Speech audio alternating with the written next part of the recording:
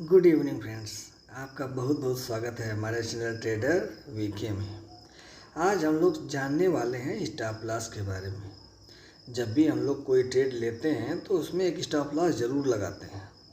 वो stop loss क्यों लगाते हैं, कहाँ लगाते हैं, कैसे लगाते हैं और कहाँ लगाना चाहिए, कैसे लगाना चाहिए, इन सब बातों के बारे में हम आज की वीडियो में जानने की कोशिश करेंगे।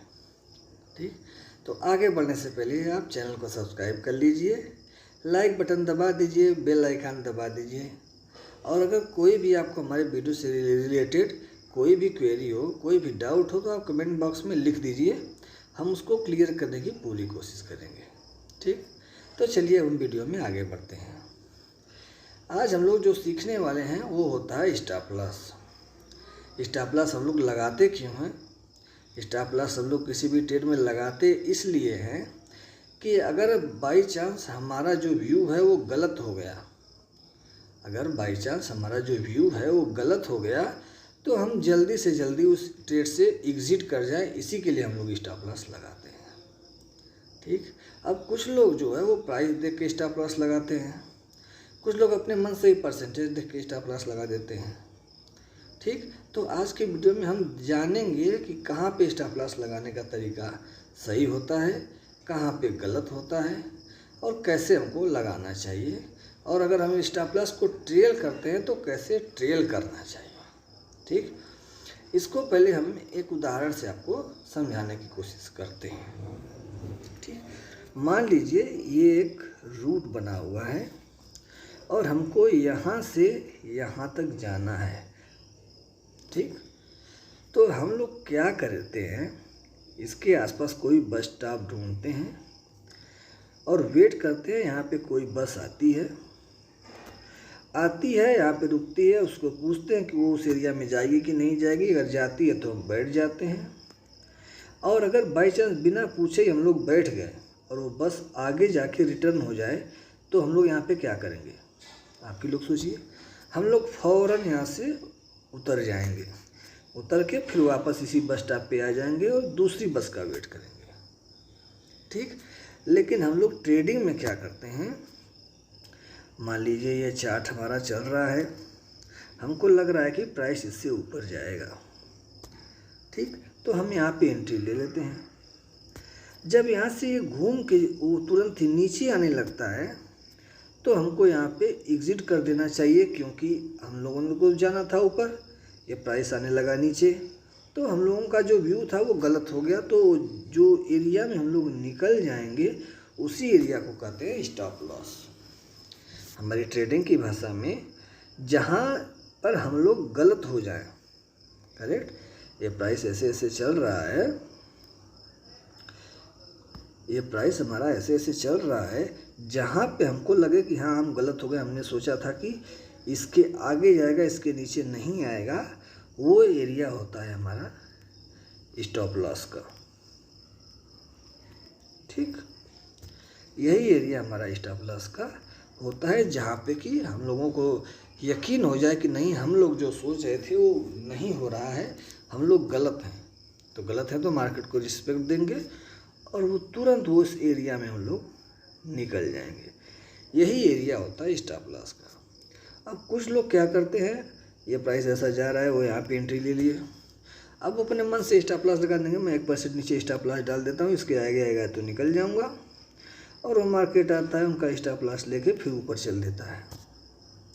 वो फिर एंट्री लेते हैं, एंट्री लेने के बाद सोचते हैं कि फिर ये ऊपर जाएगा, फिर थोड़ा सा नीचे आता है, उनका 1% का स्टॉप लॉस लेता है और फिर चल देता है। अब वो लोग कंफ्यूज होकर ट्रेडिंग करना बंद कर देते हैं, या फिर बोलते हैं कि नहीं ट्रेडिंग हमसे नहीं हो पाएगा, ट्रेडिंग एक जुआ है, ये है वो है। ठीक, तो स्टॉप लॉस लगाने का तरीका क्या है, कैसे स्टॉप लॉस लगाएं कि न टूटे, या अगर काट दे तो सच में हमारा व्यू गलत हो जाए तभी काटें। तो ऐसा हम लोगों को एरिया ढूंढना पड़ेगा जो मार्केट ही हमको देगा। ऐसी कोई बात नहीं है कि नहीं हम अपने मन से कोई भी स्टॉप लॉस लगा दे और मार्केट बोल दे कि हाँ भैया तुम सही हो। कभी कभी हो जाता है बाई चांस, लेकिन ज़्यादा नहीं होता है। मार्केट जो एरिया बनाती है उस एरिया में अगर आप स्टॉप लॉस लगाएंगे तो वो नहीं काटेगी, और अगर काट भी देगी तो आपका व्यू पूरा गलत होने के बाद ही काटेगी, नहीं तो नहीं काटती है। ठीक, अब स्टॉप लॉस लगाने के लिए करना क्या चाहिए हम लोगों को? पहली बात तो एक तो ये होता है प्राइस एक्शन, जिसको बहुत लोग यूज करते हैं। इसमें सबसे बेस्ट स्टॉप लॉस एंट्री ये हाई के ऊपर होती है, स्टॉप लॉस ये इस एरिया के नीचे होता है। यहाँ पे जब ये इसके नीचे आ जाए तो वो करेक्ट स्टॉप लॉस का आता है, तब ये हमारा व्यू गलत हो जाता है। और कुछ होते हैं जो इंडिकेटर, जैसे कि मैं यूज़ करता हूँ बॉलिंगर बैंड। ठीक, इसमें अगर आप यहाँ बाई की एंट्री ले रहे हैं तो ये जो एरिया है वो अगर मार्केट को ऊपर जाना है तो उसको नहीं काटेगी, या आप यहाँ पे सेल कर रहे हैं मार्केट को नीचे आना है तो ये एरिया नहीं काटेगी। उस एरिया में आपको स्टॉप लॉस लगाना चाहिए।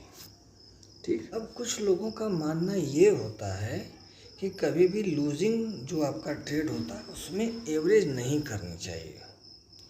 वो लोग क्या बोलते हैं कि अगर कोई ट्रेड आपने ले लिया है और वो आपका विपरीत दिशा में जा रहा है तो आपको एवरेज नहीं करना चाहिए। मेरा मानना थोड़ा सा अलग है। अलग क्या है? मान लीजिए ये प्राइस चल रहा है, ठीक, मान लीजिए प्राइस एक्शन के हिसाब से आप लोग एंट्री यहाँ पे लेते हैं। मैंने अभी बताया कि एसएल का ये एरिया सबसे सही एरिया माना जाता है। ठीक, तो अब गलत इसमें कब होंगे हम लोग? जब ये एरिया काट देगा। ठीक, जब तक ये एरिया कटा नहीं है तब तक हमारा व्यू गलत नहीं है। मैं बॉलिंगर बैंड यूज़ करता हूँ। बॉलिंगर बैंड में हम लोगों ने सीखा है कि ये एरिया में डोजी कैंडल बनने के बाद उसके आई के ऊपर हम लोग को एंट्री लेनी है। ठीक, तो इसी को मान लीजिए समझते हैं। ये मान लीजिए एक डोजी कैंडल बन गई है, इसके हाई के ऊपर हमने एंट्री ले ली है और इसके लो के आसपास का जो कैंडल होंगे उसका जो सबसे लोएस्ट पॉइंट है उसके नीचे हम लोगों ने ये सेल डाल दिया है। ठीक, अब इस ट्रेड में हम लोग गलत कब होंगे? इस ट्रेड में हम लोग गलत तब होंगे जब प्राइस इस एसएल के नीचे का एरिया काट दे, तब हम लोग गलत हो जाएंगे। तो किस तरह से काट सकती है?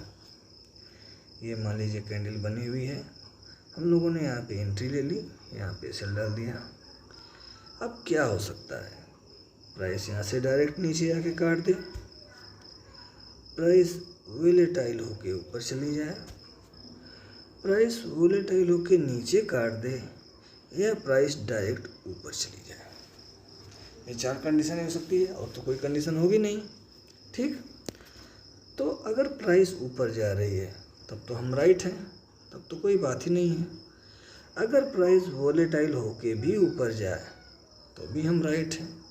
लेकिन अगर प्राइस वोलेटाइल हो रही है और ये ऊपर नहीं जाके नीचे काटे तब हम गलत हो जाएंगे। लेकिन तब तक गलत नहीं है जब तक कि ये असल का एरिया काट ना दे। करेक्ट? तो जब तक ये एसएल का एरिया काटता नहीं है, अगर मान लीजिए हमने 100 पे बाई किया है, हमारा एसएल 80 है, तो हम लोग 81, 82 तक तो सेफ है ना। तो अगर 100 रुपये में हम लोग ने बाई किया तो हम लोग 82 में क्यों बाई नहीं कर सकते? जबकि हमारा एसएल का एरिया 80 है तो आराम से बाई कर सकते हैं। लॉजिकल बात है। जो माल हमको 100 में मिल रहा था वो माल हमको 82 में मिल रहा है और हमको मालूम है कि 80 से नीचे हम लोग उसमें नहीं रुकेंगे, तो यहाँ पे कितना एसएल? 2 रुपये का एसएल हो गया है। तो यहाँ पे हम लोग एवरेज कर सकते हैं। अब आपको एवरेज करना कहाँ है वो भी बहुत ध्यान देने की ज़रूरत है। मान लीजिए हमने ये डोजी कैंडल पे इसके हाई पे एंट्री ले ली है, तो हमारा स्टॉप लॉस का एरिया यही बना हुआ है। ये मान लीजिए 15 मिनट का टाइम फ्रेम में हमने एंट्री ली है। ठीक, अब हमको एवरेज कहाँ करना है? पहली बात तो अगर बाई की है तो ये एसएल के ऊपर ही एवरेज होगा। तो यहाँ पे करना क्या है? अगर ये प्राइस यहाँ से नीचे आ रहा है तो हमको ये चार्ट को कर देना है 5 मिनट में। ये 15 मिनट का चार्ट है, ये एंट्री है, ये एसएल है। हम लोगों को चार्ट को कर देना है 5 मिनट और वेट करना है। ये नीचे आके ये एसएल एरिया के ऊपर कोई भी एक रिवर्सल कैंडल बना दे। ध्यान से सुनिए, ये एसएल एरिया के ऊपर कोई भी एक रिवर्सल कैंडल बना दे तो हमको वहाँ पे एवरेज कर लेना है। ठीक इसी का उल्टा, अगर हम लोगों ने सेल किया हुआ है इस एरिया में और प्राइस यहाँ से ऊपर जाके हमारे एसएल एरिया के पास ये बीच के एरिया में कहीं भी एक रिवर्सल कैंडल बना दे तो हमको वहाँ पे एवरेज कर लेना है। चार्ट को छोटे टाइम फ्रेम में बदल देना है। अगर ये 15 मिनट के चार्ट पे एंट्री ली है तो 5 मिनट या फिर 3 मिनट के चार्ट में कोई भी एक रिवर्सल 5 मिनट या 3 मिनट में कोई भी रिवर्सल हो जाए, कोई भी रिवर्सल हो जाए इस एरिया में तो आपको वहाँ पे एवरेज कर लेना है। अगर ये यहाँ से डायरेक्ट चला जाता है ऊपर तो एवरेज करने की कोई ज़रूरत ही नहीं है। लेकिन अगर रिवर्सल आ जाती है तो हम लोग वहाँ पे ज़रूर एवरेज करेंगे। ठीक, करेक्ट। यही मेरा एक छोटा सा अलग कॉन्सेप्ट है कि हम लोग लूजिंग ट्रेड में भी एवरेज कर सकते हैं, लेकिन एसएल एरिया के ऊपर। बाइंग में एसएल एरिया के ऊपर और सेलिंग में एसएल एरिया के नीचे, वहाँ तक हम लोग एवरेज कर सकते हैं। ठीक, यही वीडियो में हमको आपको बताना था। आप लोग वीडियो को एक बार फिर से ध्यान से देख लीजिए और देख के उसको समझने की कोशिश कर दीजिए। अगर फिर भी कोई डाउट है तो आप कमेंट बॉक्स में लिख दीजिए, मैं उसको क्लियर करने की पूरी कोशिश करूँगा। ठीक, अगर हमारा वीडियो आपको अच्छा लग रहा है तो चैनल को सब्सक्राइब कर लीजिए, लाइक बटन दबा दीजिए और बेल आइकन भी दबा दीजिए ताकि हम जब भी कोई वीडियो बनाएं तो आपको जल्दी से जल्दी नोटिफिकेशन मिल जाए। अभी के लिए इतना ही, मिलते हैं अगले वीडियो में। तब तक के लिए थैंक यू।